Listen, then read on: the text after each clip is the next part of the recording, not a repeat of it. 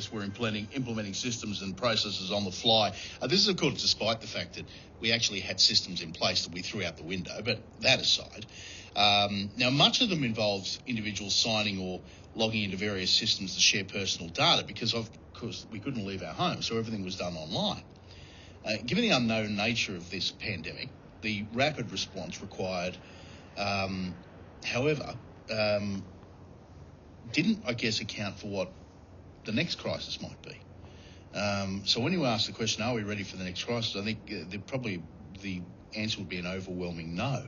To talk to us about this from a cybersecurity perspective is Bronwyn Smart. She's a risk governance and safety expert at the Mindful Risk Group. Bronwyn, good morning. Good morning, Stephen. How are you today? Very well. I guess this is just one of those unintended consequences of policy on the fly. And, we were just a moment ago talking about the silent pandemic of the mental health impacts that came out of the various lockdowns, etc.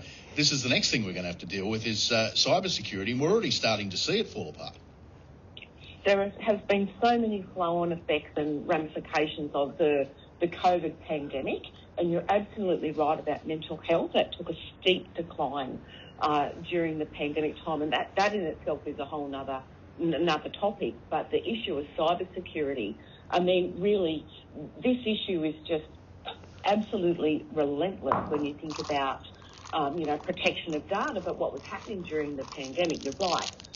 Organisations, businesses, governments were forced to respond really quickly. And if you can cast your mind back, I mean, the sharing of your personal data at the time, it was everywhere. Your name, your email address, everything, your phone number was everywhere. It was on paper lists as you were signing in to get coffee.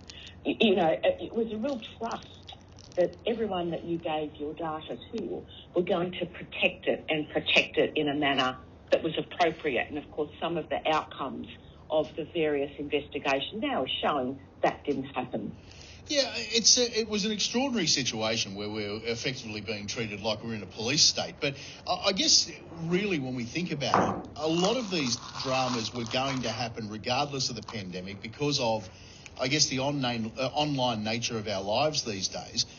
We've now seen a hell of a lot of these data breaches. How many, and there's been some very big publicised ones.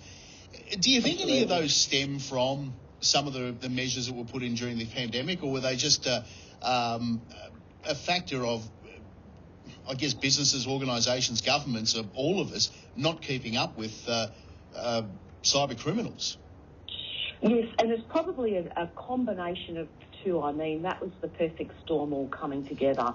The availability of data that was there during the pandemic really, opened the genie bottle, I guess, for cyber criminals to go, okay, well, there's all this data and there's a lot of it. But it's also how we live our lives now. How we live our lives is, everything's on our phone. We're all online everywhere. So all organisations now need to think about how they're going to deal with this, because there has been some quite significant data breaches, as we know, Optus, Medibank, Latitude Financial. I mean, everyone's data is out there. That genie's out of the bottle. So what can we do now is the next step.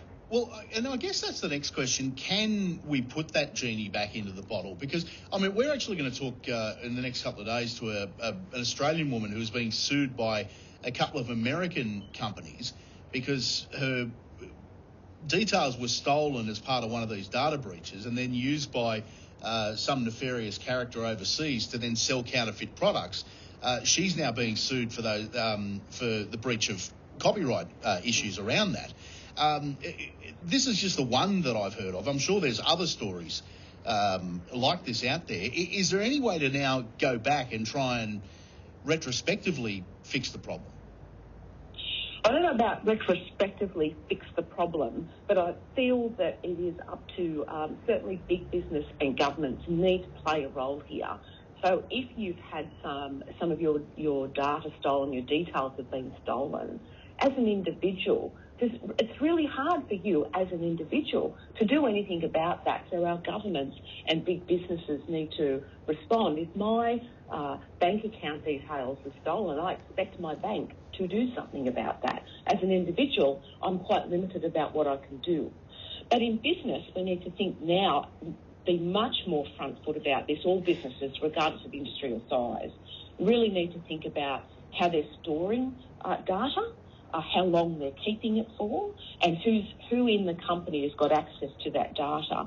And there's probably some really simple things that all organisations can do here, but certainly the how long you're keeping data for on your clients or customers, individuals, really important. The longer you keep that data, if you don't need it, the riskier it is. So we really need to make sure that we're getting rid of data we don't need, and there has been a few organisations that have been caught out holding data for really long periods of time when they just didn't need to. That exposes us as individuals to more cyber security issues.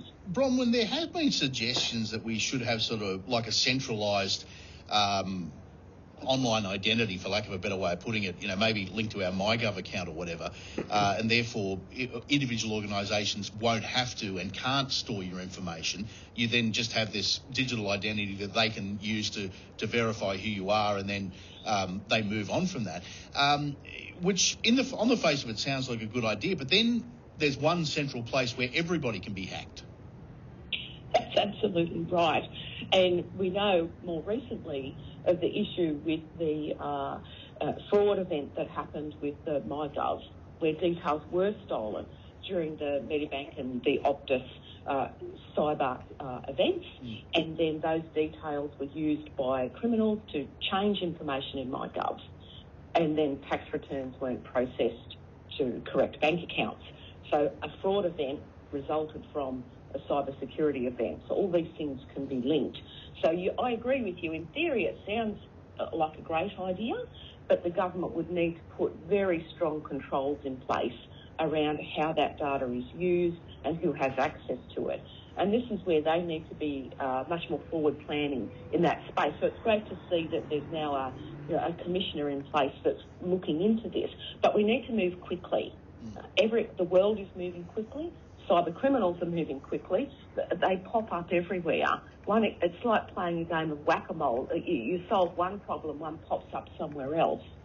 So the bit that we can do in our businesses and in our organisations is do what we can to store our data securely, restrict our access to it, and don't keep it for any longer than we really need to. Dispose of it correctly. And the more we talk about it, the more awareness people get. Bronwyn, great to talk to you this morning.